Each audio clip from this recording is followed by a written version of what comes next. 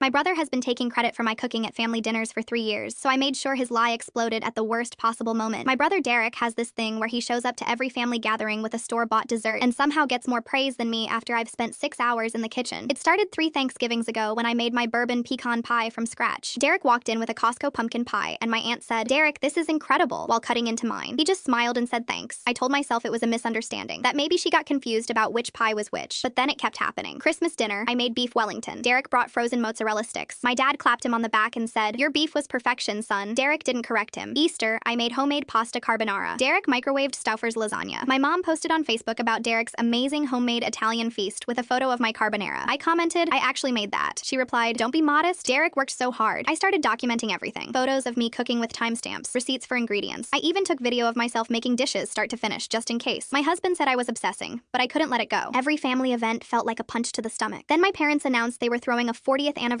dinner at Marcello's, this fancy Italian place downtown. They wanted Derek and me to coordinate the menu with the chef since we were both such amazing cooks. I knew this was my shot. I called Marcello's and asked to speak with Chef Antonio. Told him the real story. He laughed and said, "I have 4 sisters. I understand completely. We planned something special." The night of the dinner, the whole family showed up. 30 people crammed into the private dining room. Derek was already holding court, telling everyone about the special menu he'd designed. My stomach was in knots, but I stayed quiet. The first course came out. Chef Antonio himself brought the plates. "This dish," he announced, "was created by the talented woman who has been feeding your family for years." He gestured to me. My mom looked confused. Derek's face went pale. "What are you talking about?" Derek said. "I helped plan this menu." Chef Antonio smiled. "Actually, your sister called me 3 weeks ago. She told me about every dish she's made that you've taken credit for. The beef Wellington, the carbonara, the bourbon pecan pie." He pulled out his phone and showed the family my Instagram. 3 years of cooking photos, timestamps, recipes, everything. The table went silent. My dad's mouth hung open. My aunt's face turned red. My mom looked at Derek like she'd never seen him before. "Derek," she said quietly, "is this true?" Derek tried to laugh it off. "Come on, it was just a joke. I never actually said." "You absolutely did," my aunt interrupted. "You told me at Easter that you'd been taking cooking classes." My cousin chimed in. "You told me you were thinking about opening a restaurant." The lies kept piling up. Every family member had a story about Derek bragging about food he didn't make. My husband squeezed my hand under the table. Chef Antonio wasn't done. "For tonight's menu, I asked your sister to choose every single dish. Everything you're about to eat, she planned it. She earned it." He placed a beautiful plate of handmade ravioli in front of me first. Derek stood up so fast his chair scraped the floor. "This is insane. You people are acting like I committed a crime. You stole her work," my dad said. His voice was cold. For 3 years, Derek grabbed his coat and stormed out. Nobody stopped him. Nobody even looked at him. The rest of the dinner was amazing. People kept asking me about recipes, techniques, where I learned to cook. My mom cried and apologized 6 times. My aunt asked if I'd cater her retirement party. When dessert came out, Chef Antonio placed a bourbon pecan pie in front of my dad. "Homemade. Perfect. This is Derek's favorite, isn't it?" he said with a wink. My dad took one bite and closed his eyes. "This is yours, isn't it?" I nodded. He set down his fork. "I'm so sorry, sweetheart. I should have known." Derek texted me later that night. "You embarrassed me in front of everyone. Was it worth it?" I sent back a photo of the empty pie plate.